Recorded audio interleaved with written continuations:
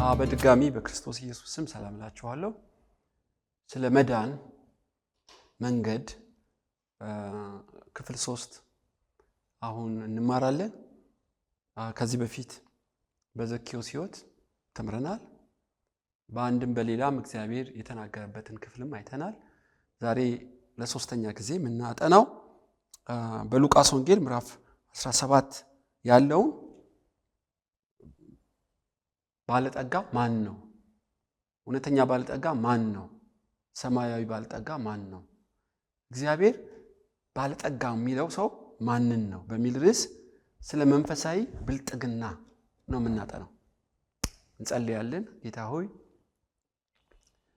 የመዳንን መንገድ ክፍል 3 እንድናጠና ይህን ጊዜና እድል ስለሰጠን እናመሰግናለን። አቤቱ ቃልን የጊዜውን እንድገልጥ እንድትረዳኝ በእምነት እንዲዋሃደን እንድንኖርበት ለሁላችን ጸጋህን ስጠን። በጌታችን በኢየሱስ ስም ብለህ ስማን፣ አሜን። በሉቃስ ወንጌል ምዕራፍ 17 የተጻፈውን ቃል እናያለን። ክፍሉን አነባለሁ። ሉቃስ ወንጌል ምዕራፍ 16 ይቅርታ፣ ቁጥር 19። ሉቃስ ወንጌል ምዕራፍ 16 ቁጥር 19። ቀይ ልብስና ቀጭን የተልባ እግር የለበሰ አንድ ባለጠጋ ሰው ነበር። ዕለት ዕለትም እየተመቸው በደስታ ይኖር ነበር። አልዓዛርም የሚባል አንድ ድሃ በቁስል ተወርሶ በደጁ ተኝቶ ነበር። ከባለጠጋውም ማዕድ ከሚወድቀውም ፍርፋሪ ሊጠግብ ይመኝ ነበር። ውሾች እንኳ መጥተው ቁስሎቹን ይልሱ ነበር። ድሃውም ሞተ። መላእክትም ወደ አብርሃም እቅፍ ወሰዱት። ባለጠጋውም ደግሞ ሞተና ተቀበረ። በሲኦልም በስቃይ ሳለ አሻቅበው አብርሃምን በሩቅ አየ፣ አልዓዛርንም በእቅፉ። እርሱም እየጮኸ አብርሃም አባት ሆይ ማረኝ፣ በዚህ ነበልባል እሰቃያለሁና የጣቱን ጫፍ በውሃ ነክሮ ምላሴን እንዲያበርድ አልዓዛርን ስደድልኝ አለ። አብርሃም ግን ልጄ ሆይ አንተ በሕይወት ሳለ መልካም እንደተቀበልክ አስብ፣ አልዓዛርም እንዲሁ ክፉ። አሁን ግን እርሱ በዚህ ይጽናናል፣ አንተም ትሰቃያለህ። ከዚህም ሁሉ ጋር ከዚህ ወደ እናንተ ሊያልፉ የሚፈልጉ እንዳይችሉ ወዲያ ያሉ ደግሞ ወደ እኛ እንዳይሻገሩ በእኛና በእናንተ መካከል ታላቅ ገደል ተደርጓል አለ። እርሱም እንኪያስ አብርሃም አባት ሆይ ወደ አባቴ ቤት እንድትሰደው ለምንሃለሁ፣ 5 ወንድሞች አሉኝና እነርሱ ደግሞ ወደዚህ ስቃይ ስፍራ እንዳይመጡ ይመስክርላቸው አለ። አብርሃም ግን ሙሴና ነቢያት አሉላቸው፣ እነርሱን ይስሙ አለው። እርሱም አይደለም አብርሃም አባት ሆይ፣ ነገር ግን ከሙታን አንዱ ቢሄድ ንስሐ ይገባሉ አለ። ሙሴንና ነቢያትን የማይሰሙ ከሆነ ከሙታን አንድ እንኳ ቢነሳ አያምኑም አለው። ይህን ክፍል ነው ዛሬ የምናጠናው። ስሙን አልጠራውም። ይህን ሰው አንድ ባለጠጋ ሰው ነበር ይላል። ለምን አልጠራውም? ስሙ በሕይወት መዝገብ ስላልተጻፈ ነውን? እኔ አላውቅም። ግን ስሙን የጠራው ደግሞ አልዓዛር የሚባል አንድ ነበር ይላል። እና ይሄ አልዓዛር የሚያስገርም ነው። በእውነት ለብዙዎቻችን ምሳሌ የሆነ ማንነት አለው። ነገሩ ምሳሌ ብቻ አይመስለኝም። ለምን? ስሙ ስለጠራው የሆነን አንድ የተፈጸመን ነገር ነው ጌታ ኢየሱስ የሚናገረው።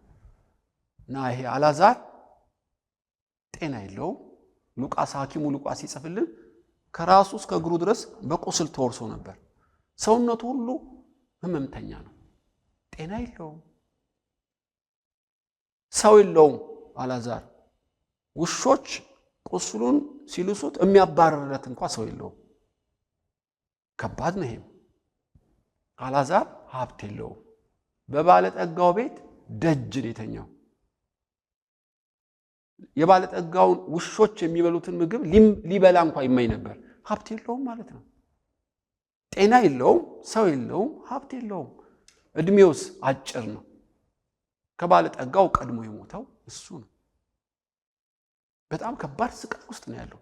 መሰረታዊ ነገር አልዓዛር የለውም። ነገር ግን ሰዎች የተረገመ አድርገው ሊቆጥሩት ይችላሉ። ኃጢአተኛ አድርገው ሊቆጥሩት ይችላሉ። እና መናጢ ድሃ አድርገው ሊቆጥሩት ይችላሉ። ሰማይ ግን እንደዛ አይተረጉምም። ሞተ። ታውቃላችሁ፣ ሞተ። ፍጻሜውን በኋላ መለስበታለሁ። ነገር ግን አንድ ባለጠጋ ሰው ነበር። ቀጭን የተልባ እግር እየለበሰ ምን ማለት ነው? ቀጭን የተልባ እግር በጣም ውድ ዘመናዊ ልብስ የለበሰ ማለት ነው። ዋጋው እጅግ ውድ፣ ማንም ተራ ሰው በቀላሉ ሊያገኘው የማይችል ልብስ ይለብስ ነበር። ባለጠጋ ነው ማለት ነው። ከብልጥግናው ብዛት የተነሳ ቤት አለው፣ ውሾች አሉት፣ እነሱን ለመቀለብም አይቸገርም። እና ሀብት ብቻ አይደለም ያለው፣ በየወሩ ሳይሆን ዕለት ዕለት ይመቸው ነበር። በየቀኑ የሚመቸው ሰው ማን ነው? ከመጠን በላይ እድለኛ ነው። ሀብት ኖሮ በየቀኑ የማይመቸው ሰው ብዙ አለ። ይሄ ሰው ግን ዛሬም ሌላ ምቾት፣ ነገም ሌላ ምቾት። ነፍሱ ላይ ብዙ ኢንቨስት አድርጓል፣ ስጋው ላይ እና ደስታን አልከለከለም፣ ምቾትን አልነፈጋትም። ያለውን ሁሉ ሪሶርስ ራሱ ላይ ነው እንደ ዝናብ ያዘነበው። ችግር የለውም፣ ኃጢአትም አይደለም። ከመጠን ቢያልፍም ዋናው ግን ዋና ነገር አይደለም። ይሄ ባለጠጋ ሰው 5 ወንድሞች አሉት። አንዳንዱ ሀብቱ ኖሮት ሰው የለውም። ይሄ ግን ቁርስ አንዱ ወንድሙ ቤት፣ እራት ሌላኛው ጋር እንዲበላ ወንድሞች አሉት። ድንቅ ነው። ይሄ ደግሞ ረጅም ዕድሜም ተሰጥቶታል። ከአልዓዛር በላይ ነው የኖረው። ዋናው እውነተኛ ሀብት ከሞት በኋላ ነው የሚለካው። ሞት አይቀርም፣ ሁለቱም ሞቱ። አልዓዛርን መልአክ ወደ አብርሃም እቅፍ ወሰዱት፣ ያኛውም ባለጠጋው ወደ ሲኦል ሄደ። እውነተኛው ታሪክ አሁን ነው የሚገለጠው። እውነተኛው ብልጥግና አሁን ነው የሚመዘነው። እና በሲኦል ሆኖ ቀና ሲል አልዓዛርን በአብርሃም እቅፍ አየው። በአብርሃም እቅፍ ምን ማለት ነው? አብርሃም እጅ ላይ ቁጭ አለ እኮ ማለት አይደለም። አብርሃም በእግዚአብሔር በተሰጠው ክብር ውስጥ አልዓዛርም ተካፋይ ሆኖ ቁጭ ብሏል ማለት ነው። አሁን ዕውቀት የምድር ባለጠጋው ሰማያዊው ድሃው የተናገረው ነው። አብርሃም አባቶ አቤት ልጅ ሆይ አለው፣ ማረኝ። ባለጠጋ ትመስላለህ፣ መንፈሳዊ ድሃ ነህ። ለምን እንዲህ ያልከኝ አብርሃም አባቶ ሆይ? ንስሐ እኮ በምድር እያለህ ነበር። ከሞትክ በኋላ ንስሐ አይሰራም። አየህ፣ በምድር ላይ ያ ሁሉ ዘመን የተሰጠ ለምን ይመስልሃል? ከሞት በኋላ ላለው ህይወት ንስሐ እንድትገባ ነው። አየህ፣ ትልቅ ዕውቀት፣ ዋና ዕውቀት፣ ቀዳሚ ዕውቀት ምንድን ነው? በምድር በህይወት ሳለ ንስሐ። ባለጠጋ ይመስላል፣ ንስሐ ግን በህይወት እያሉ ብቻ እንደሆነ አያውቅም። ከዚህ በላይ ድሃ ሰው ማን ነው? በእውነት ንስሐ እንዲገባ ለአልዓዛርም ለባለጠጋውም እኩል የተሰጣቸው ምንድን ነው? ቅዱሳት መጽሐፍት።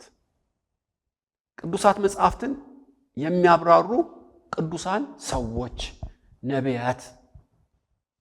እግዚአብሔር መጽሐፍቱንም ቅዱስ ቃሉን የሚያብራሩትንም ለአልዓዛርም ለባለጠጋውም ሰጥቷል።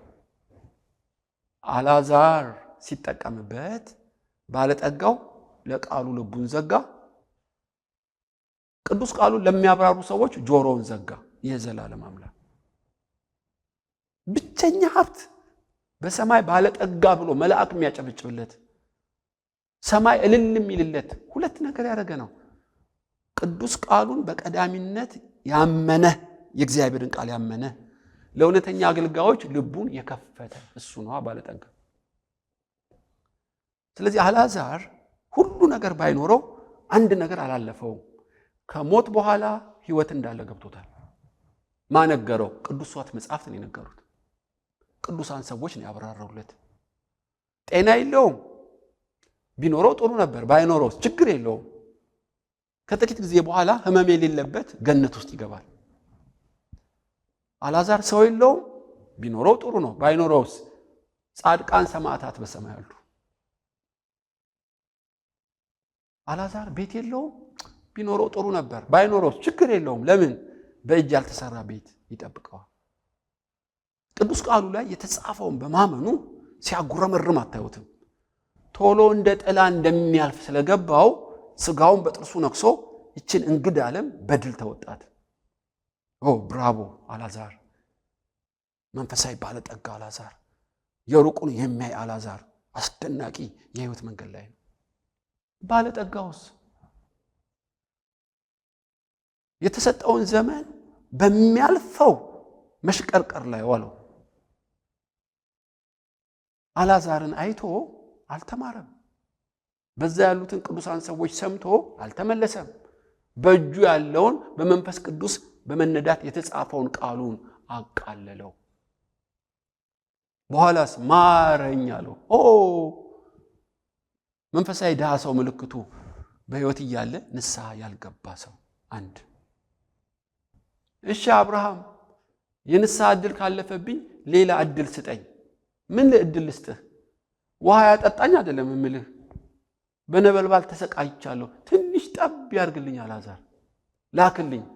ሁለተኛ ስተት በምድር ያልዘራኸውን በሰማይ አታጭድም። እንዴት? ምን ማለት ነው?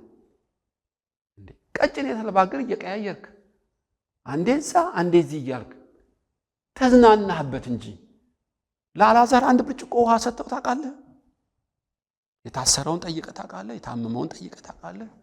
የታረዘውን አልብሰህ ታውቃለህ? የተራበውን መግበህ ታውቃለህ? አንድ ቀን አድርገህ ታውቃለህ ሆይ? ያልዘራው ከየት ይመጣል? አላየውም እንዳትል አልዓዛር ይኸው ከጎንህ በየቀኑ የምታየው ውሾችን ስትመግብ በስላሴ አምሳል ለተፈጠረው ለሰው ልጅ ግድ መች ነበረ? ከሀብት ወደ ሀብት መቀያየር ነው። ከመዝናናት ወደ መዝናናት ነው። ምቾት ነው፣ ድሎት ነው። ስለ ሰው ልጅ ግድ ብሏል። ከየት ይመጣል? የለም ውሃ። ያልዘራሁትን ማጨድ አልችልም። አትችልም ልጅ ሆይ። በምድር የምኖረው ለካ አንደኛ ለንስሐ፣ ሁለት ለሰው ልጆች መልካም ለማድረግ ነው። በትክክል መልሰሃል። ያለፈ ዕውቀት ቢሆንም ሀብት የተሰጠህ ባለጠጋ መሆንህን ለማሳየት ሳይሆን ሌሎችን እንድትረዳበት ነበር። ሀብቱ እኮ ያንተ አይደለም፣ በአደራ ነው የተሰጠህ። ሀብቱ የእግዚአብሔር ነው። ሌሎችን እንድትረዳበት ነበር። አንተስ ጉረኛ ሆንክበት። ድሆችን ለመናቅ ተጠቀምክበት። ራስህን ለማጉላት ተጠቀምክበት። እናስ የለም ውሃ። አብርሃም አባት ሆይ ይሄ መሆኑን ባቅ እኮ ረዳ ነበር። መጽሐፍት እኮ ያብራሩልህ ነበር። መች ትሰማለህ መጽሐፍትን? ሀብት ጊዜያዊ እንደሆነ ከእግዚአብሔር እንደተሰጠ ለድሆች የሚሰጥ ለእግዚአብሔር እንደሚያበድር ብታነበው ይገባ ነበር። እሺ ሶስተኛ እድል ስጠኝ አብርሃም አባት ሆይ። ሰጥቻለሁ፣ ቀጥል። 5 ወንድሞች አሉኝ በምድር ወደ እኔ ያልመጡ ሲኦል እንዳይገቡ ወንጌል አልዓዛር ይስበክላቸው ላከው። ይኸው ሶስተኛ ድህነት። ለምን እንዲህ አልከኝ? እምነት ከመስማት እንጂ በተአምራት አይመጣም። እንዴት? አብራራልኝ። አልዓዛርን ከሞት አስነስቼው ለወንድሞች ስበክ ብለው የሚያምን ይመስልሃል? አያምኑ።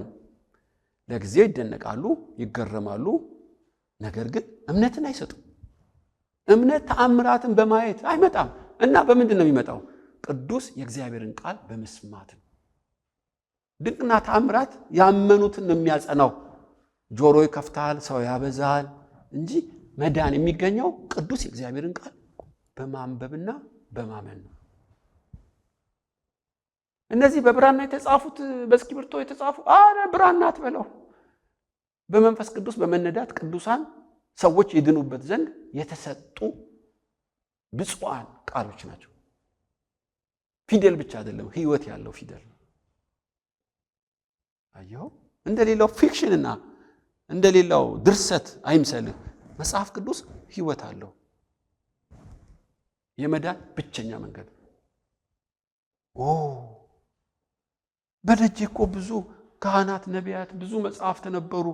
ለካ ቅዱስ ቃሉ ለሰዎች የተሰጠ ብቸኛ የመዳን መንገድ ተናጋሪ ነው። በትክክል መልሰሃል። እና አልዓዛር ከሞት ተነስቶ ቢሄድ አያምኑም። ድንቅና ተአምራት እምነት አይሰጡ ይመስልሃል?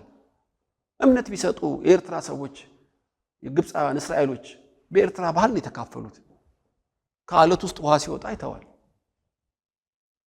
ከሰማይ እንጀራ እንደ መና እኮ ነው ይዘንበላቸው። መና እንደ ዝናብ ጥጃን ያመለኩት። ያን ሁሉ ተአምር አይተው መቻመኑ። ኢያሱና እነ ካሌብ ቃሉን በልባቸው ስላኖሩ ያ ቃል እምነት ፈጥሮባቸው ከነዓን የገቡት ሁለት ሰዎች ናቸው።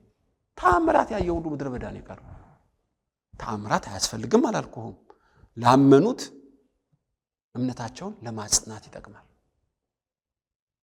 ሰዎችን በብዛት ለመጥራት ጆሮአቸውን ከፍተው ቃሉን እንዲሰሙ ለማዘጋጀት ነው። የተአምራት ተልእኮ እስከዚህ ነው። ብቸኛ የመዳን መንገድ በቅዱስ ቃሉ ላይ የተጻፈው ማመን። ወይኔ ተሸወድኳ፣ ተሸወድክ። ባለጠጋ ትመስላለህ፣ ድሃ ነህ።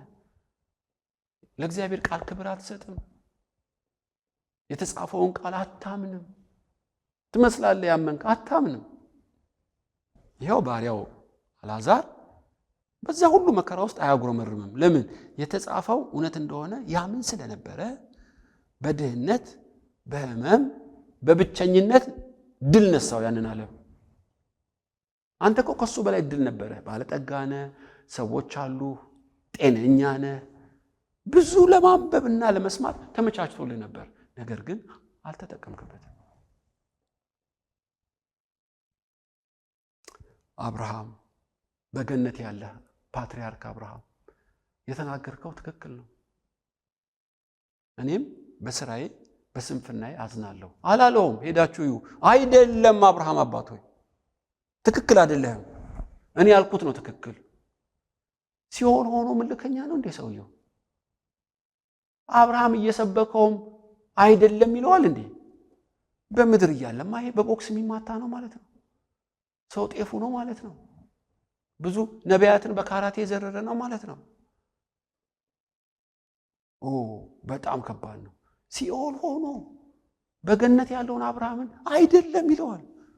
አስገራሚ ሰው ነው። አንዳንድ ሰው በል ብራዘር ባንና ባንተ መሃል ገደል አለ። እኛም አንችልም እናንተም አትችሉም። ፋይሉ ተዘጋ፣ አለቀ። ታዲያ በዚህ ታሪክ ምንድነው የሚያስተምረን አብርሃም? ምንድነው አልዓዛር የሚያስተምረን? ከባለጠጋው ምንድነው የምንማረው? ወገኖቼ ሆይ እድሜ ተጨመረልን ለምንድን ነው?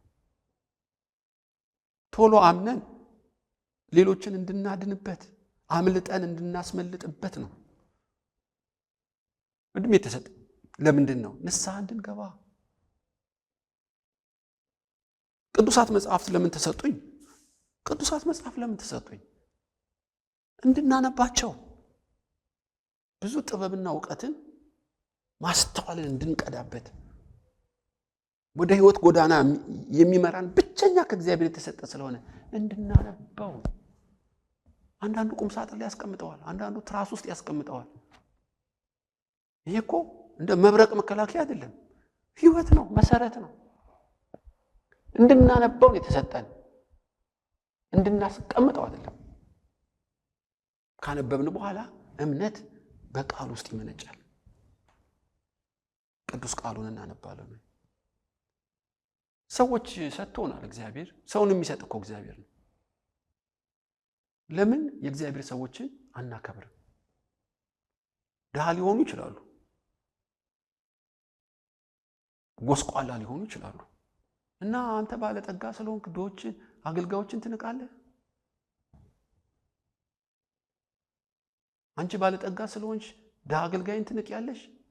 እኛኑ ለማገልገል በጾም በጸሎት ቢጎሳቆሉ ልናከብር እንጂ ልንንቃቸው ይገባል? የሚጸልዩልን ቅዱስ ቃሉን የሚያስተምሩን ክብር ይገባቸዋል። ባለጠጋው ግን ይንቅ ነበር። እዛ ያሉትን ነቢያትን በዘመኑ የነበሩት ከምንም አይቆጥራቸውም። ሰነፍ ሁሉ እያለ ቤቴ አትምጡብኝ እያለ አትጮሁብኝ እያለ ይንቃቸው ነበር። ኢየሱስን እንደናቀ አላወቀም። አገልጋዮች ሁሉንም የሚያንስ አገልጋይ የሚንቅ እግዚአብሔርን የሚንቅ ነው። ለምን? ሰውነታቸው አይደለም፣ መልእክታቸው ታላቅ ነው። ምንም በስጋ የጎሰቆሉ ቢሆኑ የሚናገሩት ግን ሕያው የእግዚአብሔርን ቃል ነው። እኔ አገልጋዮችን ሁሉ አላልኩም። እውነተኛ አገልጋዮች ሊከበሩ ይገባቸዋል። ለምን? የሚኖሩት የተላኩትም ከእግዚአብሔር ነው። የሚኖሩትም ለአገልግሎት ነው። አልዓዛር ይንቅ ነበር ማለት ባለጠጋው ይንቅ ነበር፣ ልቡ ዝግ ነበር። ከዚህ ታሪክ ምንድነው የቀረልን ወገኖች? እኛ ባለጠጎች ሆነን ድሆችን ልናካፍል ይገባናል። ብድራታችን በሰማይ ታላቅ እንዲሆን መሰረት ያለው ቤት እንዲሰጠን አክሊል እንድናገኝ በስውር ድሆችን መርዳት፣ በአክብሮት ማገዝ። ስንቱ ነው የታመመ ሆስፒታል፣ ስንቱ ነው የታረዘው በጎዳና፣ ስንቱ ነው የታሰረው ወህኒ ቤት። በህይወት ዘመንህ ለሰው ልጆች ምን አርገሃል? ምን አርገሻል? ሁሌ በምቾት ራስሽ ላይ ልጆችሽ ላይ ብቻ ከባድ ነው ወገኖች ሆይ።